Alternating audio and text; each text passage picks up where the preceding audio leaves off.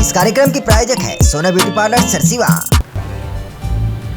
नमस्कार, बहुत स्वागत है ACN 24 न्यूज में। मैं हूं आपके साथ हेमंत। चलिए गौर करते हैं खबरों पर।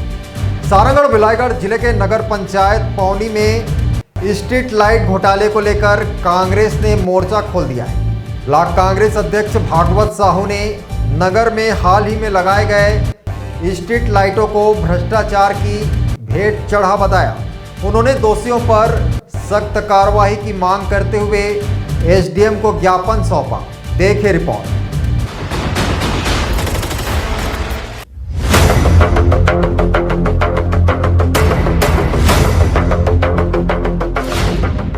दरअसल स्ट्रीट लाइट को लेकर शिकायत तब सामने आई जब पौनी नगर पंचायत के बस स्टैंड से अटल चौक तक लगाए गए लाइट महज 10 दिन में खराब हो गए।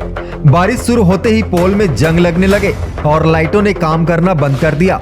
ब्लॉक कांग्रेस अध्यक्ष भागवत साहू ने ग्रामीणों के साथ बिलाईगढ़ SDM को ज्ञापन सौंपते हुए निष्पक्ष जांच की मांग की है। उनका कहना है कि रात के अंधेरे में नगरवासी खासकर महिलाएं और बुजुर्गों को आने जाने में भारी परेशानी हो रही है। साथ ही दुर्घटना की भी आशंका बढ़ गई है। कांग्रेस अध्यक्ष ने यह भी आरोप लगाया कि नगर के BJP अध्यक्ष ने चुप्पी साध रखी है और ठेकेदार को मनमाने ढंग से कार्य करने दिया गया। उन्होंने चेतावनी दी है कि यदि शीघ्र कार्यवाही नहीं की गई तो वे उग्र आंदोलन करेंगे। बताना चाहूँगा, हमारे नगर पंचायत पौनी में लगभग 60 लाख रुपए की लागत से स्ट्रीट लाइट लगाया गया है, जो 15-20 दिन पहले लगाया था, आज खराब हो गया पूरा। मैं इसका शिकायत SDM ऑफिस में किया हूँ, पर अभी तक इसमें कोई कार्रवाई नहीं हुआ। कितने की लागत की है? 60 लाख की लागत है।